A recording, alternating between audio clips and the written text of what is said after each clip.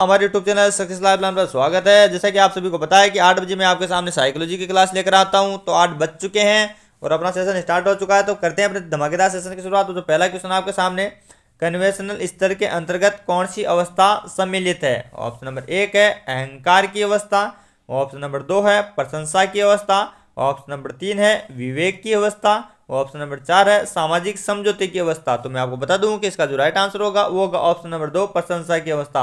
यानी कन्वेंशन स्तर के अंतर्गत कौन सी अवस्था सम्मिलित हो जाएगी? तो हो जाएगी प्रशंसा की अवस्था। ऑप्शन नंबर 2 इस क्वेश्चन का करेक्ट आंसर हो जाएगा। आता है नेक्स्ट क्वेश्चन, और नेक्स्ट क्वेश्चन है विवेक की अवस्था किस स्तर के अंतर्गत आती है? और क्या बताएंगे सारे बच्चे कमेंट करके, जो विवेक की अवस्था है वो किसके अंतर्गत आती है? ऑप्शन नंबर ए है कन्वेंशनल, ऑप्शन नंबर 2 है प्री कन्वेंशनल, ऑप्शन नंबर 3 है पोस्ट कन्वेंशनल, ऑप्शन नंबर 4 है कोई नहीं। तो इसका जो राइट आंसर होगा वो होगा ऑप्शन नंबर 3 पोस्ट कन्वेंशनल। यानी कि जो विवेक की अवस्था है वो इसके अंतर्गत आ जाती है। ऑप्शन नंबर 3 इस क्वेश्चन का करेक्ट आंसर हो जाएगा। अब आता है नेक्स्ट क्वेश्चन, और नेक्स्ट क्वेश्चन आपके सामने, जब बालक के नैतिक चिंतन का आधार सामाजिक होता है तो वह किस स्तर का माना जाता है? इंपोर्टेंट कर लेना इस क्वेश्चन को, कि जब बालक के नैतिक चिंतन का आधार सामाजिक होता है तो वो किस स्तर का माना जाता है?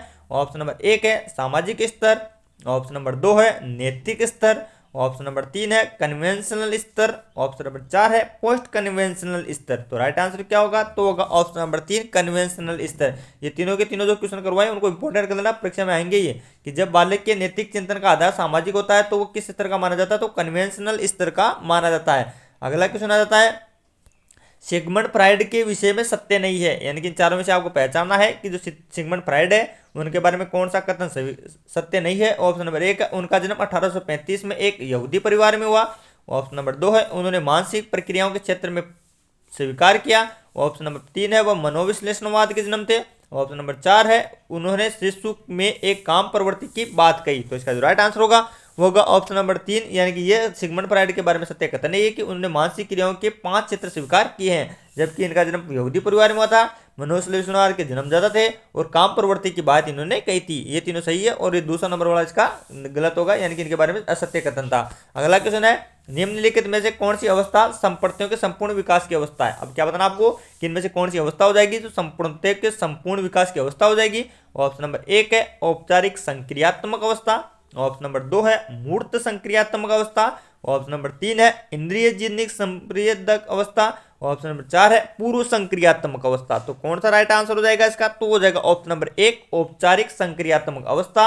यानी कि इनमें से जो ऑप्शन नंबर 1 है वो इस क्वेश्चन का करेक्ट आंसर हो जाएगा। अगला क्वेश्चन आता है, किशोर अवस्था में सामाजिक विकास पर जिसका प्रभाव नहीं पड़ता है वह कौन सी अवस्था हो जाएगी या क्या हो जाएगी जिसका सामाजिक विकास पर प्रभाव नहीं पड़ता है? ऑप्शन नंबर 1 है रुचियां, ऑप्शन नंबर 2 है आवश्यकताएं, ऑप्शन नंबर 3 है असुरक्षा, ऑप्शन नंबर 4 है अभिवृक्षि। तो कौन सा हो जाएगा इसका राइट आंसर? तो हो जाएगा ऑप्शन नंबर 1 रुचियां। यानी कि जो किशोर अवस्था में जो रुचियां है उसका सामाजिक विकास पर प्रभाव नहीं पड़ता है। ऑप्शन नंबर 1 इसका करेक्ट आंसर हो जाएगा।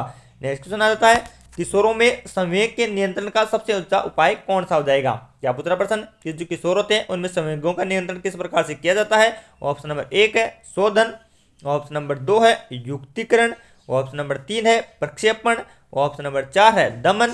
तो इसका जो राइट आंसर होगा वो होगा ऑप्शन नंबर 1 शोधन। यानी कि किशोरों में संवेगों का नियंत्रण किस प्रकार किया जाता है? तो शोधन के द्वारा किया जाता है। ऑप्शन नंबर 1 इस क्वेश्चन का करेक्ट आंसर हो जाएगा। अब आता है नेक्स्ट क्वेश्चन, और नेक्स्ट क्वेश्चन का आंसर सारे बच्चे देंगे कि मानसिक विकास का संबंध इनमें से कौन सा नहीं है? क्या बताना है कि इनमें से मानसिक विकास का संबंध नहीं है? ऑप्शन नंबर 1 है शिक्षार्थी का वजन एवं ऊंचाई, ऑप्शन नंबर 2 है स्मृति का विकास, ऑप्शन नंबर 3 है तर्क एवं निर्णय, ऑप्शन नंबर 4 है अवबोध की क्षमता। तो इसका जो राइट आंसर हो जाएगा वो जाएगा ऑप्शन नंबर 1 शिक्षार्थी का जन्म एवं ऊंचाई।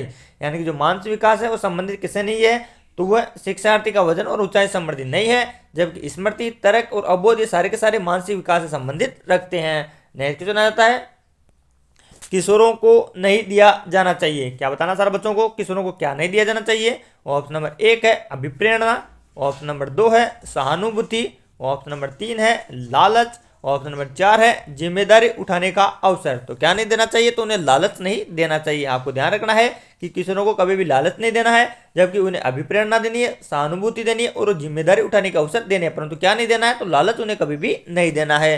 नेक्स्ट क्वेश्चन आता है, एक बालक सामाजिक रूप से पूर्ण विकसित माना जाएगा यदि देख लेना प्रश्न को, इंपॉर्टेंट है, परीक्षा में 100% जपेगा कि एक बालक सामाजिक रूप से पूर्ण रूप से विकसित माना जाएगा यदि ऑप्शन नंबर 1 है विभिन्न प्रकार के व्यक्तियों के साथ व्यवहार करना जानता है, ऑप्शन नंबर 2 है अपने साथियों के बीच लोकप्रिय नहीं है, ऑप्शन नंबर 3 है अपने परिवार के सदस्यों के साथ व्यतीत करता है, ऑप्शन नंबर 4 है वह अपना अधिकांश समय कंप्यूटर के साथ व्यतीत करता है। तो इसका जो राइट आंसर होगा वो होगा ऑप्शन नंबर 1, एक बालक सामाजिक रूप से पूर्ण विकसित माना जाएगा यदि विभिन्न प्रकार के व्यक्तियों के साथ व्यवहार करना जानता है, यानी कि इसका जो राइट आंसर होगा वो होगा ऑप्शन नंबर 1।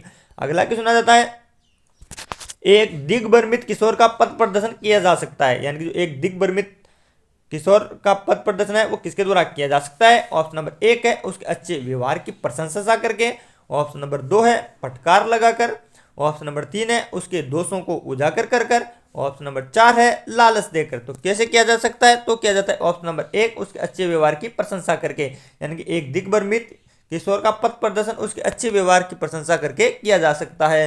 अगला क्वेश्चन आ जाता है, फ्राइड के मनोलैंगिक विकास सिद्धांत के अनुसार मुख्य अवस्था की आयु सीमा कौन सी हो जाएगी। क्या बताना आपको, जो फ्राइड है उन्होंने मनोलैंगिक विकास के सिद्धांत के अनुसार मुख्य अवस्था की आयु कितनी बताई है। ऑप्शन नंबर 1 है जन्म से 1 वर्ष, ऑप्शन नंबर 2 है जन्म से 2 वर्ष, ऑप्शन नंबर 3 है जन्म से 3 वर्ष, ऑप्शन नंबर 4 है इनमें से कोई नहीं। तो इसका जो राइट आंसर होगा वो होगा ऑप्शन नंबर 1 जन्म से 1 वर्ष, यानी कि फ्राइड के अनुसार मनोलैंगिक विकास सिद्धांत के अनुसार जन्म से 1 वर्ष की अवस्था इन्होंने मानी है।